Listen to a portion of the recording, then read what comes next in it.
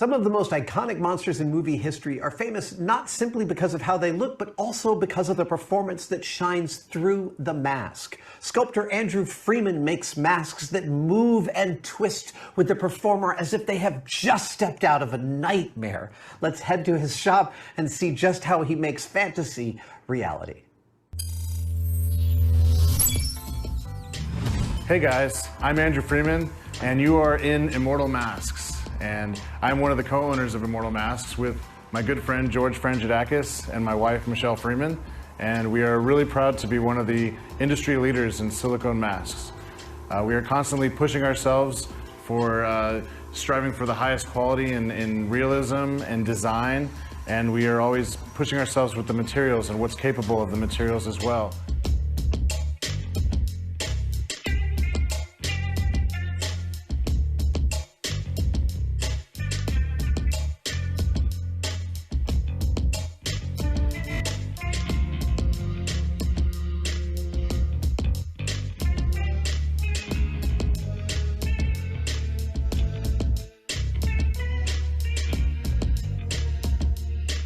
You can see some of the production behind me. In the creation of making a mask, we do things from sculpting and molding, casting, patching and seaming, painting, finishing, and hair work. Today I'm excited to give you a sneak peek of the designing and sculpting phase of creating a creature. So let's head on over to my sculpting room.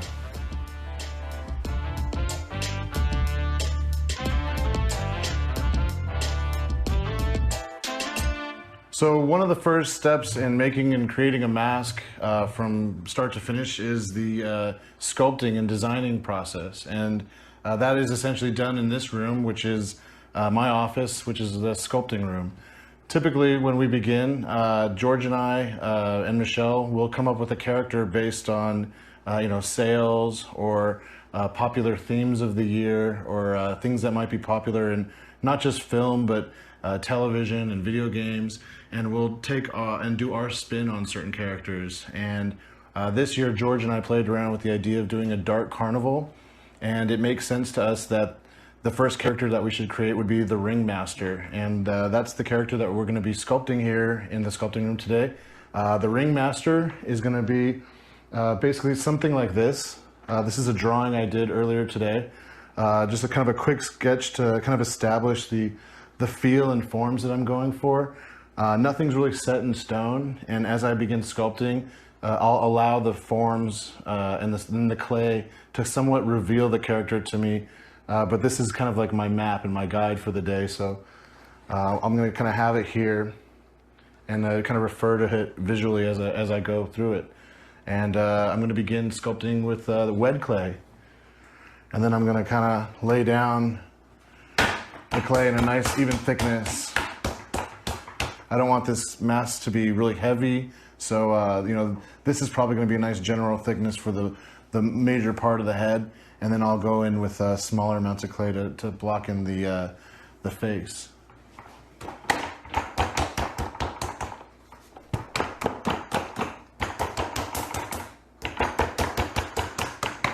I've got pretty much the uniform thickness that I want for the most part on the head. I've kind of channeled some of the clay away here on the sides so I know where the ear is going to be. This is a really important part of sculpting, and this is one of the most important steps. A lot of people that are new to sculpting tend to make the same mistake, which is wanting to jump into the details and the things that make the character what it is. But if we don't have the major forms and the structure of what the character is, then it's a lot harder to get to that point, and it becomes frustrating. So it's important to always see your way through to all these major forms, and that's what this first step is all about. So I'm going to continue to now start blocking things in onto the face.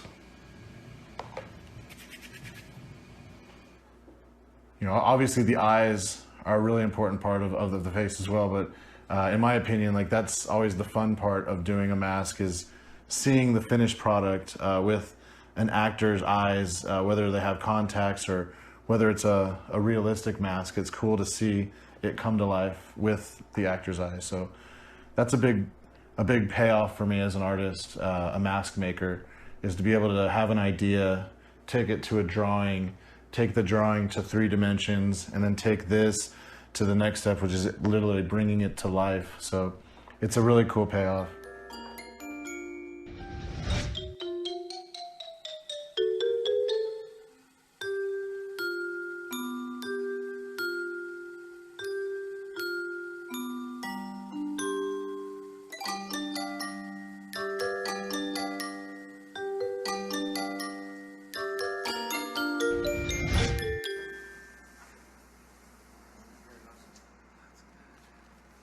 Okay, so for the most part, I'd say I have everything kind of blocked in, maybe aside from just, some stuff back here.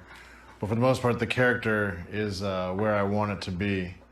The next step is going to be refining, and I'm just going to kind of look at the sketch again, kind of get a feel for, some of the wrinkles and things that I want to start maybe just like sketching in as I start refining secondary forms, which is going to be the next step.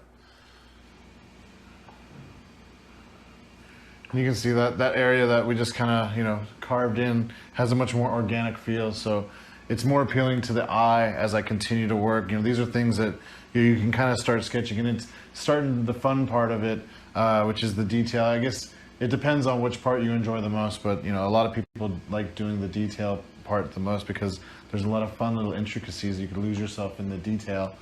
It's all about finding the right tool to fit in where you need to, whether it be a little wooden tool that's smaller than your pinky, or even the next size down.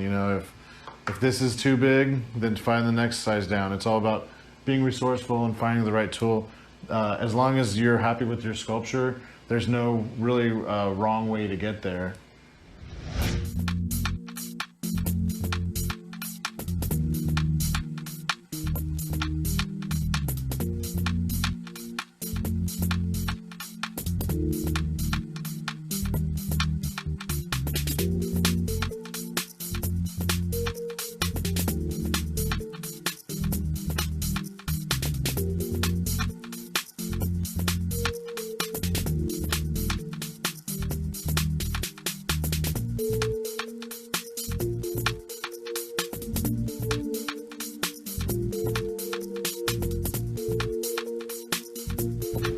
So I've gone and I've kind of tooled a lot of the major forms, and I've added little secondary forms to areas to kind of make some areas that were a little blank a little more interesting.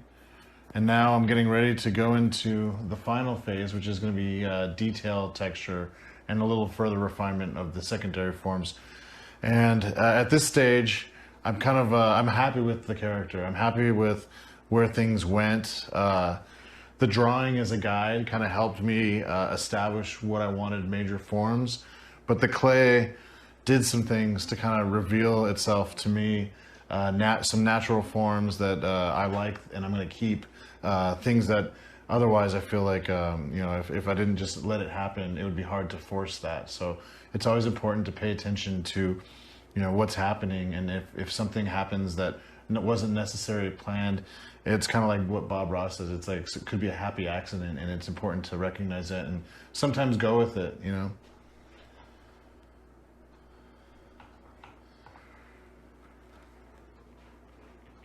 Okay, so now that I've established a pretty cool pour texture that I'm happy with, I'm going to continue working on this a little bit further on this side, and then I'm going to mirror it on this side. And that's going to pretty much take it to completion. There's still a window here for me to change things if I'm unhappy with it. And as artists, new artists, you should recognize, the time frame in which you can always change something if you're not happy with it. So there's always that. Once I'm finished detailing it, it's going to head off to the mold department, where this sculpture is going to be molded, and the mold will be able to yield many masks. And after the mask is molded, it's going to head over to the casting department, where the mold is prepped and it gets ready to be cast. And we tint the silicone in a variety of colors to emulate different types of flesh. Once the silicone is cast, it goes over to the seaming and patching department, where they seam the case line in which the sculpture is split by the mold, and they also create, customizations where they can sculpt horns or add horns or take things away if someone wants a specific type of mask. Once the mask is prepped and patched, it heads over to the other department, which is painting, and that's where the mask is painted in a variety of patterns and hard elements and all kinds of things to emulate bone and flesh and different types of flesh tones. Once that's completed, it'll head to the other department, which is finishing. And finishing is where we'll glue horns in or add lights or glue teeth or fingernails. The culmination of all this hard work and all these different departments, they all come to the final product, which is wearing the mask and seeing it come to life. And we ship these masks all over the world to a variety of performers and enthusiasts and fans to be used in a variety of different productions in the entertainment industry. So it's a lot of fun, and it all starts right here.